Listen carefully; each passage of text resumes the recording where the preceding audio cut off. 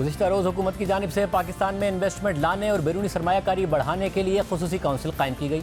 इस बारे में बड़े बड़े दावे किए गए, यहाँ तक कि वज़ीर मुमलिकत बराए पेट्रोलियम मुसद्दिक मलिक ने इसे नया प्लान ए जबकि IMF को प्लान बी करार दिया। मगर मार्केट्स में गैर यकीनी बरकरार है क्योंकि सबकी नज़रें IMF प्रोग्राम की बहाली की तरफ हैं। आज भी 100 इंडेक्स 432 पॉइंट्स गिरा और ख़ुद हुकूमत भी बयान तो दे देती है मगर फिर IMF प्रोग्राम की बहाली की कोशिश करती नजर आती है।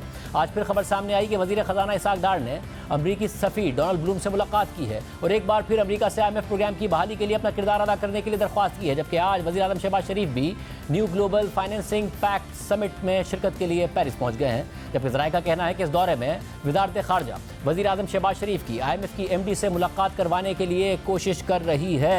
सीनियर साहब शहबाज राना हमारे साथ मौजूद। शहबाज राना, बहुत शुक्रिया। प्लान ए प्लान बी की बातें भी, फिर IMF बहाली की कोशिश भी, क्या हो रहा है, क्या हुकूमती ज़राए कह रहे हैं? 30 जून 2023 तक तो उम्मीद हुकूमत को होगी, लेकिन अपेरेंटली जो तमाम जो इनकी उम्मीदें थी या जो इनका होमवर्क था वो नहीं काम कर सका। आउटस्टैंडिंग चीज़ें अपनी जगह पे खड़ी हुई हैं। बेशक प्राइम मिनिस्टर साहब वो फॉरेन एम्बेसडर से मुलाकात कर लें, मैनेजिंग डायरेक्टर से भी वो मुलाकात कर लें, US एम्बेसडर से भी आज मुलाकात हो गई, इससे मसला हल नहीं होगा। मसला वहीं पर खड़ा हुआ है। 2-3 जो बड़ी चीज़ें हैं कि एक्सटर्नल जो आपकी फाइनेंसिंग है $6 अरब की, वो आज भी पूरी नहीं है। दूसरा, इसके अलावा जो फॉरेन एक्सचेंज मार्केट है उसके हवाले से जो खदशात हैं IMF के अपनी जगह पे मौजूद हैं। बजट में अभी तक हुकूमत ने कोई तब्दीली नहीं की, ऑल्दो हतमी बजट तो अभी नेशनल असम्बली से पास नहीं हुआ, मे बी जुमा या हफ्ते को वो भी पास हो जाएगा, लेकिन अभी तक हुकूमत ने कोई इंडिकेशन ड्रॉप ऐसी नहीं की अदर देन जो एक प्रेस स्टेटमेंट आया था कि हम बजट को तब्दील करने के लिए तैयार हैं। उसके अलावा कोई ख़ास डेवलपमेंट है नहीं। तो अब लग नहीं रहा कि ये जो होगा आपका IMF का प्रोग्राम ये मुकम्मल होगा। लाइक 21 अदर प्रोग्राम्स ये भी आपका जो है इनकम्प्लीट ही ख़त्म हो जाएगा और $2.6 अरब की जो उसका अमाउंट थी आउटस्टैंडिंग वो पाकिस्तान को नहीं मिलेगी। पाकिस्तान को एक दफ़ा फिर $3.9 बिलियन के ऊपर ही गुजारा करना पड़ेगा। तो ये काफ़ी डिसअपॉइंटिंग सिचुएशन है।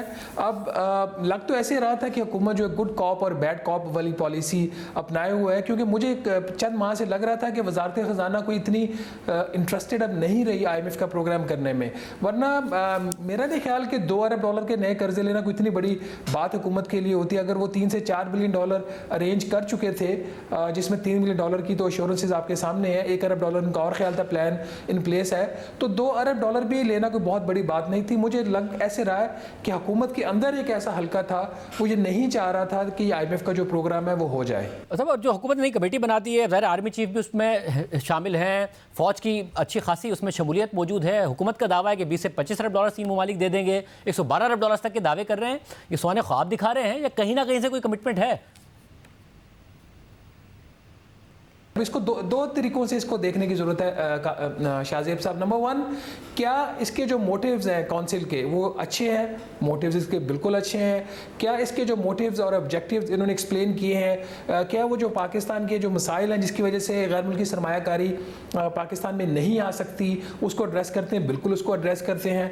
क्या ये इनका ये काम है, इनको ये काम करना चाहिए? इसके ऊपर सवाल हो सकता है। अब बात कर लेते हैं क्या जो फॉरेन इन्वेस्टमेंट की आप बात करेंगे $20 से $25 बिलियन की एश्योरेंसेज हैं, ये इतना आसान नहीं होता। इसमें कोई शक वाली बात नहीं है कि जो इनका प्लान है, कुछ 13 लाख एकड़ जो अराजी है उसको एक कॉर्पोरेट फार्मिंग के ज़रिए उसमें उस पर एग्रीकल्चर करना चाह रहे हैं और जो कंट्री की फूड सिक्योरिटी है उसको इंश्योर करना चाह रहे हैं। इसमें भी कोई शक वाली बात नहीं है कि कुछ ममालिक हैं जिसमें कतर है, मुत्तहदा अरब अमारात है, गालबन कुवैत भी है और एक आध कोई और गल्फ़ की कंट्री है, जिनकी ये ख्वाहिश है कि उनकी जो अजनास की ज़रूरियात हैं, उनकी जो ग़ज़ा की ज़रूरियात हैं वो पाकिस्तान से पूरी हों, लेकिन वो पाकिस्तान के अंदर प्रोजेक्ट भी लगाना चाह रहे हैं। मसला यहाँ पे ये है कि जो वन विंडो की बात की जाती है, जिसकी कह के बिलियंस ऑफ रुपीज़ की ये उसकी ऊपर इन्वेस्टमेंट भी करते हैं, ख़र्चा भी करते हैं, बोर्ड ऑफ इन्वेस्टमेंट है आपके पास, बाकी इदारे अपनी जगह पे काम कर रहे हैं, इफेक्टिवली कुछ हो नहीं रहा।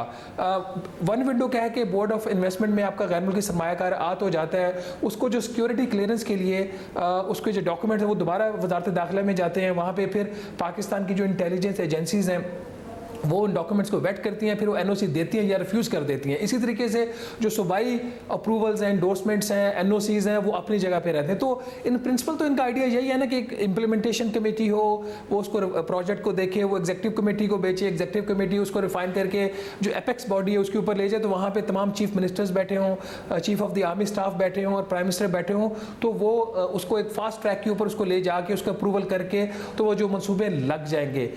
ये बिल्कुल कागजों में तो एक्सीलेंट प्लान है, लेकिन जब वो कंसर्न विंग में जाएगा, कंसर्न डिवीजन में जाएगा, कंसर्न सेक्शन ऑफिसर के पास जाएगा, वो इसको कैसे देखेगा, वो इंपॉर्टेंट है। हमने माजी में देखा है पिछले 4 साल में जो हुकूमत थी पीटीआई की कि हमारा जो चाइना पाकिस्तान इकोनॉमिक कॉरिडोर था, वो तमाम तर कोशिशों के बावजूद उसके ऊपर 1 इंच भी बात आगे नहीं बढ़ी। आपने एक सीपेक अथॉरिटी बना के देख ली, आपने एक लेफ्टिनेंट जनरल रिटायर को उसका हेड बना के देख लिया, बाकी काम करके देख ली, उससे मसला हल नहीं हुआ। ये 2 आपके सामने अप्रोचेज हैं, या तो जो एग्जिस्टिंग सिस्टम उसके फ्लॉज जो है उसको आप ठीक कर लें, या फिर आप एक नया स्ट्रक्चर खड़ा कर दें। पैरेलल जब आप स्ट्रक्चर खड़ा करेंगे तो मेरे ख्याल में वो इतना जो है वो कामयाब नहीं होता, क्योंकि फिर ये पर्सनैलिटीज ड्रिवन चीज़ होती है, पर्सनैलिटीज हट जाती हैं तो मामला वापस उसी जगह पे आ जाते हैं। बट अभी हतमी तौर पे हम कुछ कह नहीं सकते। नई काउंसिल देखते हैं ये आगे कैसे काम करती है।